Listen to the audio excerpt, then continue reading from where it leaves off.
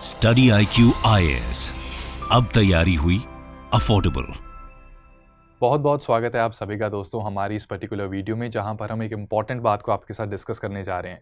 हम सभी जानते हैं कि कॉम्पिटिटिव एग्जाम्स की प्रिपरेशन में किताबें एक बहुत इंपॉर्टेंट रोल प्ले करती हैं, और आज हम स्टडी IQ के सेट ऑफ 18 बुक्स की बात करेंगे। क्योंकि दोस्तों देखो, जब बुक्स तैयार की जाती हैं, जो बुक्स के संपादक रहते हैं, जो एडिटर्स या ऑथर्स रहते हैं, उन्हें अपना काफ़ी सारा रिसर्च करना पड़ता है, काफ़ी सारे ज्ञान को निचोड़ कर आपके सामने एक कंपाइल्ड फॉर्म में प्रस्तुत करना होता है। इसमें काफ़ी मेहनत भी लगती है, लेकिन आपको इसका फ़ायदा ये रहता है क्योंकि वो सारा का सारा ज्ञान आप चुटकियों में एक्सेस कर सकते हैं by reading this wonderful books. तो मैंने स्टडी IQ से ही अपने लिए एक सेट ऑफ 18 बुक्स का ऑर्डर किया, and now I have received this particular box. And time को थोड़ा बचाने के लिए मैंने पहले ही इन बुक्स को यहाँ पर अरेंज कर दिया है। ठीक है, तो एक एक करके देखते हैं कि इस बॉक्स में हमें मिलता क्या है और कैसे ये हमारी UPSC की प्रिपरेशन में हेल्प कर सकता है। लेकिन उससे पहले आप सभी को बता दूं दोस्तों कि अगर आपको इसके बारे में ऑलरेडी पता है और आप स्टडी IQ की बुक्स लेना चाहते हैं, तो डिस्क्रिप्शन में आपको इन बुक्स का लिंक मिल जाएगा जहां पर आप ऑर्डर कर सकते हैं। And CS live code use करने से ये सारी बुक्स आप 4499 में परचेज कर सकते हैं। ये प्राइस आज ही है, ठीक है, कल ये प्राइस बढ़ने वाला है, तो आज ही CS लाइव कोड यूज करके परचेज दिस ऑर्डर, जो कि आपके घर पर डिलीवर कर दिया जाएगा। सो सबसे पहले दोस्तों, मेरी फेवरेट किताब इस पर्टिकुलर सेट में the modern history. Modern history की किताब काफी बढ़िया है, अपडेटेड है, राइट। एंड जिस तरीके से इधर इंफॉर्मेशन को प्रेजेंट किया गया है, इसको हम कहते हैं that this is a layering of information. कई बुक्स हम पढ़ते हैं, ठीक है, स्टैंडर्ड बुक्स हम रीड करते हैं मॉडर्न हिस्ट्री को स्टडी करने के लिए। ओल्ड NCERTs भी हम पढ़ते हैं, ओल्ड NCERT के ऑथर द्वारा ही और भी किताबें लिखी गई हैं, लेकिन वो बुक्स, उनमें लेयरिंग, स्ट्रक्चरिंग की कमी है। बुक्स बहुत अच्छी हैं, लेकिन स्ट्रक्चरिंग की कमी की वजह से स्टूडेंट्स को अक्सर दिक्कत आती है रिवीजन करने में। लेकिन यहां पर स्टडी IQ ने इस प्रॉब्लम का समाधान करते हुए जहां जहां पर भी हो सके tables, diagrams and flow charts का इस्तेमाल किया है, एंड इससे काफ़ी सारी इंफॉर्मेशन काफ़ी कम समय में हम रिवाइज कर सकते हैं। जैसे आपको शायद ये दिख रहा हो कि इस पर्टिकुलर पेज नंबर के ऊपर यहाँ पर आप अपने लेफ्ट साइड पे एक फ्लो चार्ट देख सकते हैं। This is basically a timeline, और हिस्ट्री में क्रोनोलॉजी और टाइमलाइन काफ़ी इंपॉर्टेंट रोल प्ले करती है। सो वो चीज़ें यहाँ पर आपको मिलेंगी। इतना ही नहीं, कई बार हमें लगता है कि यार प्रीवियस ईयर क्वेश्चंस कहीं से ट्राई कर लें, कहीं से प्रैक्टिस कर लें, तो जो स्टैंडर्ड बुक्स आजकल मिल रही हैं वहाँ पर साथ साथ previous year questions of UPSC कभी कभी नहीं मिलते। यहाँ पर आपको प्रीलिम्स और मेंस दोनों के प्रीवियस ईयर क्वेश्चन भी इस बुक के साथ मिलेंगे। So you can attempt as you go along preparing your chapters. ठीक है, हर चैप्टर के बाद आप प्रीवियस ईयर क्वेश्चंस को भी कर सकते हैं। इसके बाद हम देखते हैं अगली एक किताब। ये किताब बड़ी ही जरूरी है दोस्तों। अगर आपने पिछले एक हफ्ते में न्यूज़पेपर को पढ़ा है, तो आपको ये पता होगा कि बैक टू बैक हम डिजास्टर मैनेजमेंट से रिलेटेड न्यूज़ देख रहे हैं। पुणे का Portia incident, right, hit and run tragedy है, बट रोड्स के हिसाब से तो वो भी एक डिजास्टर है। थाने में केमिकल इंडस्ट्री के ऊपर जो आग लगी, ठीक है, दैट। दिल्ली में पीडियाट्रिक हॉस्पिटल में जो आग लगी, एंड राजकोट में गेमिंग जोन में एक आग लगी, ये मैन मेड डिजास्टर्स हैं। तो आने वाले समय में क्लाइमेट चेंज की वजह से और क्लाइमेट एक्सट्रीमिटीज की वजह से डिजास्टर मैनेजमेंट का कंपोनेंट हमारे GS3 में इंक्रीज होने वाला है। लेकिन प्रॉब्लम यह है कि क्योंकि इसकी स्टैंडर्ड बुक्स बच्चों को अक्सर मिलती ही नहीं है, या मिलती भी है तो उसकी कुछ शॉर्टकमिंग्स रहती हैं, तो इसलिए ये कंपोनेंट इग्नोर हो जाता है। That costs you dearly in mains. Study IQ ने डिजास्टर मैनेजमेंट की बुक को भी आपके सामने प्रस्तुत किया है, एंड यहां पर डिजास्टर मैनेजमेंट से रिलेटेड आपके स्टैटिक कंपोनेंट्स एकदम क्रिस्टल क्लियर हो जाते हैं। We have all the legislations, उन्हें समझाने के लिए फ्लो चार्ट्स का इस्तेमाल किया गया है, ठीक है। Disaster management act, NDMA and all the important laws जो डिजास्टर से रिलेटेड हैं, ठीक है, ये सब कुछ हम यहाँ पर एक्सप्लेन करते हैं। ठीक है, जहाँ जहाँ पर भी डायग्राम्स एंड फ्लो चार्ट की मदद से हम चीज़ों को आसान बना सकते हैं, वहाँ पर हमने ये आपके लिए किया है। ठीक है, सो दिस कंपोनेंट ये बहुत ज़रूरी है दोस्तों, इसे इग्नोर नहीं करना, और इसी चीज़ को ध्यान में रखते हुए लेटेस्ट डाटा के हिसाब से हमने ये किताब तैयार की है। Then your most favourite and my most favourite, ठीक है, पॉलिटी। ठीक है, polity by Amit Kilhor, right. So मेरे भी फेवरेट सर हैं स्टडी IQ में। तो यहाँ पर अमित सर का काफ़ी हार्डवर्क इसमें लगा है। The same way modern history में मेरा थोड़ा बहुत हार्डवर्क लगा है, ठीक है, पर अमित सर की यहाँ पर हमें फोटो मिल जाती है। ठीक है, तो ये काफ़ी अच्छी बुक है। अब देखो दोस्तों, पॉलिटी में ना there is a standard name going on for many years. बहुत सालों से हम एक ही पॉलिटी की किताब के बारे में सुनते आ रहे हैं। वो किताब अच्छी है, जो उसको पढ़ना चाहे पढ़ सकता है, लेकिन उसकी कुछ लिमिटेशंस मैं आपको बताता हूं जो इस किताब ने एड्रेस की है। पहली बात, उस किताब में मोनोटनी है, राइट चीजें बस ब्लेटेंटली एक गाइड की तरह बता रखी गई हैं और जगह जगह पर रेफरेंसेस दिए जाते हैं जहां पर हमें क्या करना पड़ता है कि ये हम कुछ पढ़ रहे हैं, यहां पर 1 लिखा हुआ है, अब 1 करने के लिए पीछे देखो, अच्छा 1 का मतलब है ये, इसको वापस यहां लिखो। इट टेक्स टाइम, गले में बात अटकती है। मजा तब आता है जब हम जैसे इंफॉर्मेशन पढ़ रहे हैं एक के बाद एक पैराग्राफ्स पढ़ते रहो, पन्ने पलटते रहो और इंफॉर्मेशन मगअप करते रहो। दूसरी चीज, जब हम टॉपिक को कवर करें, ठीक है, पॉलिटी आप सभी को पता है it is one of the big 4 component और प्रीलिम्स को इस कंपोनेंट के बिना क्रैक करना काफी डिफिकल्ट है। तो जब भी हम एक चैप्टर पढ़ें, ये इंपॉर्टेंट है कि उससे रिलेटेड प्रीवियस ईयर क्वेश्चन भी हम साथ साथ सॉल्व करते रहें। तो यहां पर हर चैप्टर के बाद आपको एक बैक एक्सरसाइज मिलती है जहां पर प्रीलिम्स ही नहीं, इवन मेंस के प्रीवियस ईयर क्वेश्चंस आपको मिल जाएंगे। You will get the mains previous year questions here as well, right. And moreover कुछ एक्स्ट्रा इंफॉर्मेशन जो अक्सर स्टैंडर्ड बुक में मिसिंग होती है लेकिन करंट अफेयर के साथ उसका लिंक है और करंट अफेयर्स की वजह से वो न्यूज में है, तो उसे हमने ऐसे स्पेशल बॉक्स आइटम्स बनाकर आपके लिए कवर किया है। सो इससे आपकी एक पॉलिटी की होलिस्टिक प्रिपरेशन हो सकती है, पॉलिटी के कॉन्सेप्ट्स एकदम क्लियर हो जाएंगे आपके, ठीक है। इसके बाद आते हैं एक बड़ी ही इंटरेस्टिंग किताब पर, इंडियन एग्रीकल्चर। अब आप सोचेंगे कि इंडियन एग्रीकल्चर, सर ये कैसी किताब है, ये तो हमने इसके बारे में कहीं नहीं सुना। दैट्स द कैच दोस्तों, स्टैंडर्ड बुक्स के ऑथर्स अक्सर भूल जाते हैं कि एग्रीकल्चर यूपीएससी के सिलेबस का एक बड़ा ही कोर कंपोनेंट है। प्रीलिम्स में अगर आप देखोगे, आप हर साल 4 से 5 सवाल एग्रीकल्चर से रिलेटेड एक्सपेक्ट कर सकते हैं। स्पेशली जैसे धीरे धीरे, जैसे मैंने बताया कि डिजास्टर ये बढ़ रहा है, डिजास्टर मैनेजमेंट की इंपॉर्टेंस बढ़ रही है। एग्रीकल्चर में डिजास्टर मैनेजमेंट क्या है, कैसे उसके साथ डील किया जा सकता है और एग्रीकल्चर के बाकी इश्यूज क्या हैं। एग्रीकल्चर इज इंपॉर्टेंट दोस्तों, ये मुझे बार बार रिपीट करने की जरूरत नहीं है, इट इज इंपॉर्टेंट, ठीक है। हमारे देश के काफी बड़ी जीडीपी का हिस्सा एंड एम्प्लॉयमेंट एग्रीकल्चर को आ रही है, ठीक है। अभी भी हम काफी जगहों पर रूरल इकोनॉमी के ऊपर डिपेंडेंट है, तो इट इज इंपॉर्टेंट एंड इसलिए क्वेश्चंस आते हैं। तो एग्रीकल्चर को होलिस्टिकली कवर करवाने के लिए, ठीक है, पूरी एग्रीकल्चर का एक ओवरव्यू आपको इस किताब में मिलता है, जहां पे अगेन हमने प्रीवियस ईयर क्वेश्चंस के साथ चीजों को इंटीग्रेट किया है along with the help of flow charts and diagrams. जितनी भी एग्रीकल्चर से रिलेटेड स्कीम्स हैं, जो इनिशिएटिव्स हैं, क्या हो रहा है, क्या करना चाहिए, वो सब कुछ आपको इसमें मिल जाएगा। देखो सीधी सी बात है, while being associated with the compilation of these books myself, यहां पर हमने टीम के साथ जब काम किया था इन किताबों पर, तो क्या था, हमने साफ कहा था कि हमने चीजों को सिंप्लीफाई करना है। एक कॉन्सेप्ट है, what is that concept, why is that concept important, इस कॉन्सेप्ट से रिलेटेड दुनिया में क्या चल रहा है, भारत में क्या चल रहा है, दुनिया में क्या चैलेंज आ रहे हैं, भारत में क्या चैलेंज आ रहे हैं, और इन चैलेंजेस को एड्रेस करने के लिए दुनिया में क्या करना चाहिए और भारत में क्या करना चाहिए, एंड रेलिवेंट कंक्लूजन। इस फॉर्मेट पे हमने चीजों को यहां कवर किया है और ये स्ट्रक्चर आपको आपके मेंस के आंसर्स सॉल्व करने में काफी हेल्पफुल रहेगा, राइट।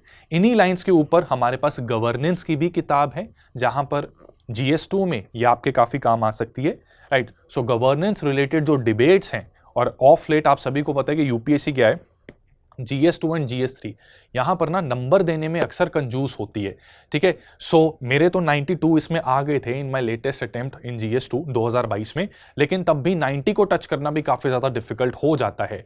तो उस सिनारियो में ये किताब जो स्ट्रक्चर प्रोवाइड कर रही है आपको अलग अलग टॉपिक से related, that will help you to score much more than what I scored actually, ठीक है। ये आपको 100 टच करवा सकती है, प्रोवाइडेड आप आंसर राइटिंग प्रैक्टिस भी जरूर करें, ठीक है। और वो हमारे P2I बैच में मिलती है वो आंसर राइटिंग प्रैक्टिस। उसमें भी बेसिकली आज अगर आप एनरोल कर लोगे तो 31st में जो हमारा न्यू बैच स्टार्ट हुआ है उसमें आप पहली क्लास से कनेक्टेड रहेंगे। एंड ऑल्सो क्योंकि आप जानते हैं कि जो डिस्काउंट ऑफर है, जो हाईएस्ट डिस्काउंट ऑफर है मे सेल का, मे धमाका सेल, राइट, तो उसका आज लास्ट डे है। आज के बाद हर कोर्स के ऊपर आपको 3000 एक्स्ट्रा पे करने पड़ेंगे। तो सेम कोर्स है, वाई टू पे 3000 एक्स्ट्रा, आज ही इसमें एनरोल कर लो, ठीक है। तो गवर्नेंस की भी बुक है। इंटरनल सिक्योरिटी वेरी इंपॉर्टेंट, ठीक है। इंटरनल सिक्योरिटी एक बहुत ही इंपॉर्टेंट किताब और कंपोनेंट है, और इसमें भी प्रीवियस ईयर क्वेश्चंस के साथ चीजों को इंटीग्रेट करके और कुछ केस स्टडीज को स्पेशली ऐसे बॉक्स आइटम्स में लिखकर आपके लिए हमने इसमें प्रेजेंट किया है, ठीक है। केस स्टडीज के साथ साथ कुछ रीसेंट डेवलपमेंट्स जो कि स्टैंडर्ड बुक्स में कई बार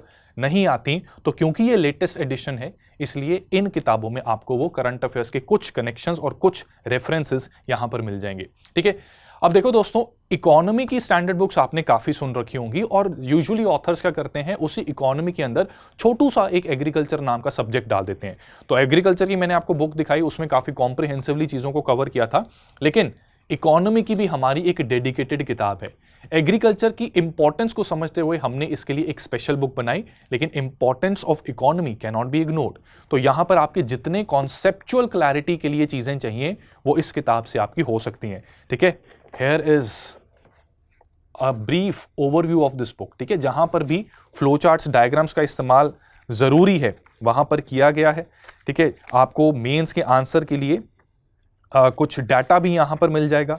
ठीक है, some tables you can find out, जिससे कि इंपॉर्टेंट इंफॉर्मेशन को जल्दी मगअप करना आसान रहता है।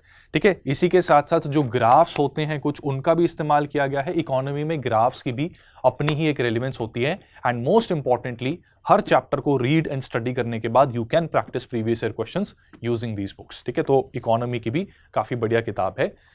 GS1 में कंपोनेंट है सोशल इश्यूज। ठीक है, तो सोशल इश्यूज के लिए हमारी एक बुक है। ठीक है, यहां पर NCERT को अगर आप पढ़ रहे हैं 11th-12th की, Indian society and understanding society in India, इस तरह से 2 किताबें आती हैं। उनको पढ़ने के बाद दोस्तों we have to build up our blocks. ठीक है, और अपनी तैयारी को थोड़ा अगले गियर में डालने के लिए इस बुक पे आप रेफर कर सकते हैं।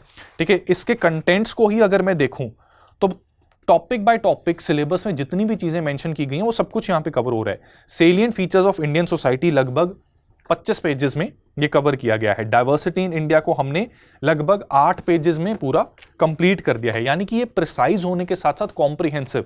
ठीक है, कॉम्प्रिहेंसिव और precise books at the same time, right. Then role of women, ये हमने अगला चैप्टर इसमें एक्सप्लेन किया है। पॉपुलेशन एंड एसोसिएटेड इश्यूज इसमें कवर्ड है। पॉवर्टी एंड डेवलपमेंटल इश्यूज, जिसका GS3 के साथ भी कहीं ना कहीं संबंध बनता है। और ऐसे करते करते globalisation, communalism, regionalism, secularism and social justice, जो GS2 का पार्ट होता है, वो इस किताब का पार्ट भी है। तो GS1 के साथ साथ आपकी GS2 के लिए भी ये किताब काफी अच्छी है। आपके बेसिक कॉन्सेप्ट्स क्लियर करने के साथ साथ अगेन इसमें भी कुछ रीसेंट इंसिडेंट्स जो न्यूज में चल रहे हैं उसको हमने केस स्टडीज बना के इस तरह से बॉक्सेस में डाल रखा है, राइट। तो ये किताब भी आपको होलिस्टिक आंसर बनाने में काफी हेल्प करेगी। देन दोस्तों, लेटेस्ट ट्रेंड्स को देखते हुए हमें पता लगता है कि एंशिएंट एंड मिडीवल इंडिया ये काफी इंपॉर्टेंट कंपोनेंट है और इसकी वेटेज प्रीलिम्स में खासकर थोड़ी सी इंक्रीज हो रही है। बच्चों को अक्सर समझ नहीं लग रहा कि भैया इसकी तैयारी कहां से करें। तो देखो दोस्तों, ये इतना वास्ट कंपोनेंट है क्योंकि भारत कल का पैदा हुआ देश नहीं है। हमारी सभ्यता हजारों साल पुरानी है। तो इस हजारों साल पुरानी सभ्यता को समझने के लिए, in order to solve those questions, it's important कि हम अपना एक दायरा बनाएं, एक फ्रेमवर्क बनाएं, और उस फ्रेमवर्क के अंदर हमें सब कुछ पता होना चाहिए। तो हमारी स्टडी IQ की किताब on ancient and medieval history, ये आपको यही दायरा बनाने में हेल्प करेगी। कन्नौज के आसपास का ट्राइपार्टिट स्ट्रगल की बात करें, इंडस वैली की साइट्स की बात करें, ठीक है, या फिर मराठास की बात करें, सब कुछ इसमें गिवन है। और जहां जहां पर मैप्स की जरूरत है, मैप्स भी इसमें आपको डेफिनेटली मिल रहे हैं, right. So quite a comprehensive book, right, and objective format में सब्जेक्टिव क्वेश्चंस को भी आंसर करने में ये आपकी काफी हेल्प करेगी। Now comes another one of the best book जो इस पाइल में मुझे लगी, ठीक है, हमारे सेट ऑफ 18 में एक बहुत जबरदस्त किताब हमें लगी। This is Indian art and culture. Indian art and culture की किताब इस वक्त मेरे हिसाब से, I read this book, market में ये बेस्ट बुक है इंडियन आर्ट एंड कल्चर को कवर करने के लिए, क्योंकि ये पूरी की पूरी किताब कलर्ड डायग्राम्स के साथ पूरी तरह से भरी हुई है, ठीक है। आर्ट एंड कल्चर में हम किसी डांस के बारे में बात कर रहे हैं, पेंटिंग के बारे में बात कर रहे हैं, और वो पेंटिंग नजर ना आए, हमें डांस नजर ना आए तो कैसे चलेगा, ठीक है, और नजर आए और ब्लैक एंड व्हाइट में हो तो वो भी कैसे चलेगा, तो इतना मजा नहीं आता। तो ये बुक उस लिहाज से काफी इंपॉर्टेंट है। अलग अलग रीजन्स के साथ कौन कौन से ट्रेडिशंस और कल्चर्स एसोसिएटेड हैं, उसके लिए हमने मैप भी इनमें इंक्लूड करके रखा है। एंड ये बताने की मुझे जरूरत नहीं है कि प्रीवियस ईयर क्वेश्चंस का संबंध यहां पर भी है। हर चैप्टर के बाद आप प्रीवियस ईयर क्वेश्चंस प्रैक्टिस कर सकते हैं। इसके बाद एक और कंपोनेंट है, उसकी भी इंपॉर्टेंस ऑफ लेट बढ़ती जा रही है। जैसे जैसे पूरी दुनिया साइंस के युग में आगे प्रवेश कर रही है, हम इंडस्ट्रियल एज से आगे बढ़ के इंफॉर्मेशन एज में पहुंचे, इंफॉर्मेशन से ई गवर्नेंस इंपॉर्टेंस बना, और आज जो है हम आर्टिफिशियल इंटेलिजेंस की एज में प्रवेश करने जा रहे हैं, और गवर्नेंस में आर्टिफिशियल इंटेलिजेंस का भी उपयोग होना शुरू हो गया है। तो साइंस एंड टेक्नोलॉजी की वेटेज प्रीलिम्स और मेंस दोनों में बढ़ रही है। सो उसके लिए हमारे पास है स्टडी IQ की काफी बल्कि किताब साइंस एंड टेक्नोलॉजी। इस किताब का फायदा दोस्तों ये है, इनफैक्ट सभी किताबों का फायदा ये है कि UPSC के साथ साथ ये स्टेट सिविल सर्विसेज में भी आपकी काफी मदद करेंगी। साइंस के कंपोनेंट स्टेट सिविल सर्विसेज में भी आप जानते हो कि काफी इंपॉर्टेंट रहते हैं, और उसमें स्टैटिक साइंस काफी जरूरी रहती है। तो इसके अंदर फिजिक्स, केमिस्ट्री एंड बायोलॉजी, इससे रिलेटेड जितनी इंपॉर्टेंट चीजें हैं जो साइंस में आपको पता होनी चाहिए, वो सारी चीजें यहां पर आपको एक ही जगह पर कंपाइल मिल रही है। न्यूक्लियर टेक्नोलॉजी के ऊपर काफी डिबेट्स चल रही हैं, ये चीजें हम हमारे करंट अफेयर्स के इंडियन एक्सप्रेस के सेशन में भी करते हैं। अगर आपने नहीं देखा तो रोज सुबह 10:15 बजे इंडियन एक्सप्रेस का करंट अफेयर्स का सेशन भी जरूर देखना। अभी रिसेंटली हमने सी राजा मोहन साहब का एक आर्टिकल कवर किया था इंटरनेशनल रिलेशंस में, वहां पर हमें पता लगा कि due to certain factors nuclear debate दोबारा शुरू हो गई है। तो इस किताब में देखो न्यूक्लियर टेक्नोलॉजी के ऊपर पेज नंबर 327 से लेके 372 तक, ठीक है, लगभग ये कितने 40 पेजेस हो गए, लगभग लार्जली 40 पेजेस हो गए जहां न्यूक्लियर टेक्नोलॉजी कवर्ड है। और इसमें क्वेश्चंस की अच्छी खासी आपको भरमार मिल जाएगी, राइट। एंड जहां जहां अगेन साइंस में भी क्या है कि कई बार हमें कॉन्सेप्ट को समझने के लिए कलर्ड डायग्राम्स की जरूरत पड़ती है, तो here as well you can see coloured diagrams, ठीक है। तो कलरफुल डायग्राम्स की मदद से आप पूरी साइंस के ऊपर भी एक अच्छी ग्रिप बना सकते हैं। साइंस की बात कर रहे हैं तो environment is also a scientific subject, and environment अगर कलरफुल ना हो तो कैसे मजा आएगा, ठीक है। एनवायरनमेंट का कंपोनेंट जो है ना 2014 के बाद से ना एनवायरनमेंट यूपीएससी के शकाल की तरह पैदा हुआ था, लोग इससे डरते भी हैं, लेकिन अगर आप इसको तरीके से कॉन्सेप्ट को समझते हुए आगे बढ़ेंगे तो एनवायरनमेंट के ऊपर ग्रिप बनानी कोई बहुत डिफिकल्ट नहीं है। ये पूरी की पूरी किताब में प्रीवियस ईयर क्वेश्चंस का लिंक और इंटीग्रेशन आपको मिलेगी, एंड टेबल्स की मदद से, ठीक है, हमने इस बुक को बहुत सिंप्लीफाइड रखा है कि कई डिफिकल्ट कॉन्सेप्ट्स हमने काफ़ी सिंप्लीफाई कर दिए हैं। जैसा कि मैं अपने स्टूडेंट्स को P2I क्लास में भी अक्सर बताता हूं कि यार नोट्स हम सिर्फ बनाने के लिए नहीं बनाते, उसी तरह स्टडी IQ ने इन बुक्स को सिर्फ छापने के लिए नहीं छापा।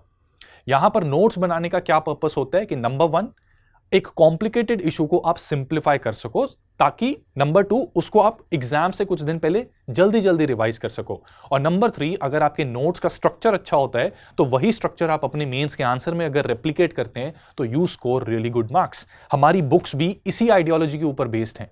इन बुक्स में कॉम्प्लिकेटेड इश्यूज को diagrams, flow charts and maps के थ्रू सिंप्लीफाई करके रखा गया है, राइट। एंड इसी के साथ साथ इसके अंदर पन्ने पलटते पलटते आप चीजों को रिवाइज कर सकते हैं, बहुत सारी information in very short space, ठीक है, उससे आपकी रिवीजन जल्दी हो सकती है।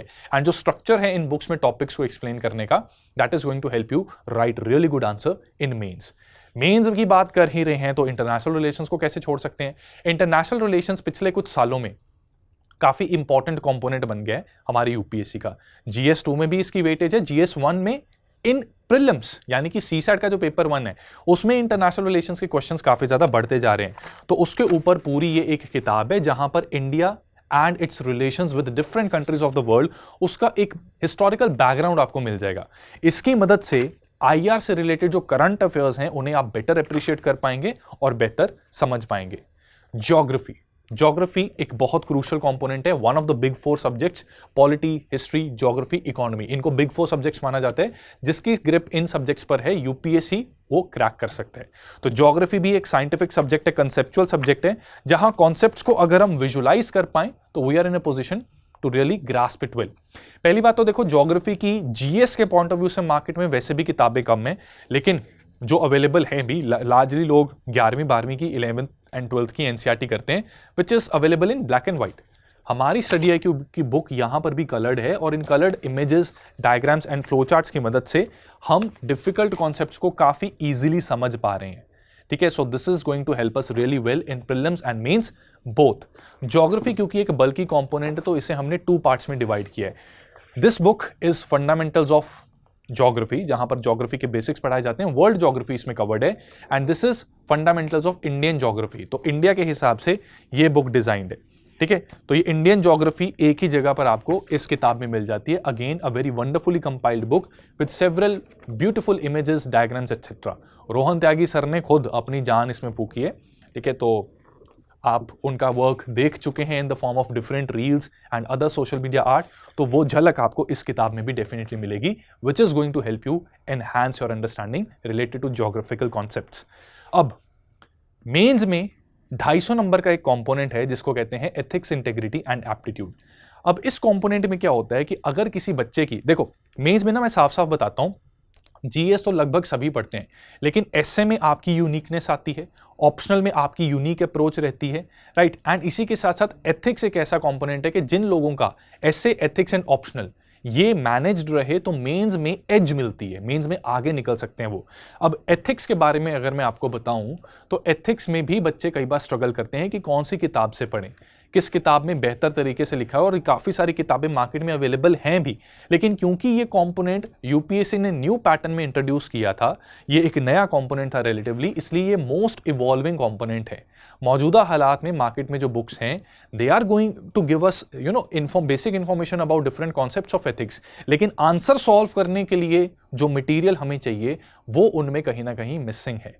मेंस के एथिक्स के आंसर उन किताबों से सॉल्व नहीं कर सकते। What is happiness to you, इसका आंसर कैसे लिखोगे, एक अच्छे आंसर में क्या लिखोगे, तो वो सारी चीजें आपको इस किताब की मदद से पता लगेंगी, ठीक है। और ये सारी किताबें आपको ये भी बता दूं कि P2I के स्टूडेंट्स को लेने की जरूरत नहीं है, ये हमारा फुल फ्लेज कोर्स है। तो क्योंकि ये P2I बैच है, यानी कि प्रीलिम से लेकर इंटरव्यू तक का बैच, तो इसमें you don't need basically anything else other than this batch. किताबें इंक्लूडेड रहेंगी P2I में, प्रीलिम्स का क्रैश कोर्स, मेंस का क्रैश कोर्स, आपकी फाउंडेशन, मेंटरशिप, सब कुछ उसमें इंक्लूडेड है, ठीक है। तो ये वो बच्चे ले सकते हैं बुक्स जिन्होंने बेसिकली या तो बिना बुक्स के कभी एनरोल किया था किसी कोचिंग सेंटर में, राइट, या फिर वो अभी तैयारी शुरू करना चाहते हैं and they want to start their preparation by giving themselves a good read, ठीक है। तो उस हिसाब से अच्छी किताबें हैं। दो बुक्स हमारी प्रीवियस ईयर क्वेश्चंस की, जैसा आप ये देख सकते हैं, ये है CSAT की बुक, ठीक है। CSAT भी लेटेस्ट पैटर्न में ही इंट्रोड्यूस हुआ था, तो 13 साल के उसके जितने अभी तक के क्वेश्चंस आ रखे हैं वो previous year questions along with the solutions आपको इस किताब में मिल जाएंगे। और ये दुखती रग है कई लोगों की। CSAT में क्या हुआ है कि पिछले कुछ सालों में पेपर थोड़ा डिफिकल्ट आ रहा है, और डिफिकल्ट इसलिए नहीं है कि क्वेश्चन सॉल्व नहीं हो रहे, बल्कि इसलिए डिफिकल्ट है क्योंकि आसान क्वेश्चंस को यूपीएससी ने बड़ी ही चतुराई और चालाकी से मुश्किल क्वेश्चंस के बीच में छुपा के रखा हुआ है। तो जो बच्चा ये समझ ले कि हाँ ये क्वेश्चन ज्यादा डिफिकल्ट है, let's me move on to the next question, he is in a position और she is in a position कि वो आसान क्वेश्चंस को ढूंढकर क्वालिफाइंग मार्क्स ले आता है। लेकिन जो लोग सेंटी हो जाते हैं एक ही क्वेश्चन को लेकर, उनके लिए दिक्कत आ जाती है। तो सीधी सीधी बात है कि CSAT में देखो दोस्तों, ऐसी डेडिकेटेड हार्डकोर तैयारी नहीं होती, क्योंकि ये सिर्फ क्वालिफाइंग पेपर है। उसमें जरूरत होती है आपको प्रीवियस ईयर क्वेश्चंस के ऊपर ग्रिप बनाने की। अगर प्रीवियस ईयर क्वेश्चंस पर आपकी ग्रिप है तो qualifying marks which is what more than 67 out of 200 ये आराम से आप स्कोर कर लेंगे। इसके बाद प्रीलिम्स के भी पिछले 26 साल के प्रीवियस ईयर क्वेश्चंस, उसके लिए भी हमारे पास आपके लिए एक किताब है। तो आप अगर ओवरऑल रैंडमली तैयार करना चाहते हैं कि मान लो आपका सारा स्टैटिक पार्ट कंप्लीट हो चुका है, now you want to practise, so you can practise and you should practise by solving UPSC questions itself. देखो कोई भी टेस्ट सीरीज है ना, वो टेस्ट सीरीज साक्षात यूपीएससी को रेप्लिकेट नहीं कर सकती, और यूपीएससी की दिक्कत है कि उसके लिमिटेड एग्जाम हो रखे हैं, लेकिन उन एग्जाम्स को सॉल्व करना जरूरी है। तो साक्षात यूपीएससी के पूछे हुए सवालों को अगर आप प्रैक्टिस करना चाहते हैं अलॉन्ग विद द सॉल्यूशंस, तो ये किताब आपके लिए बेस्ट है।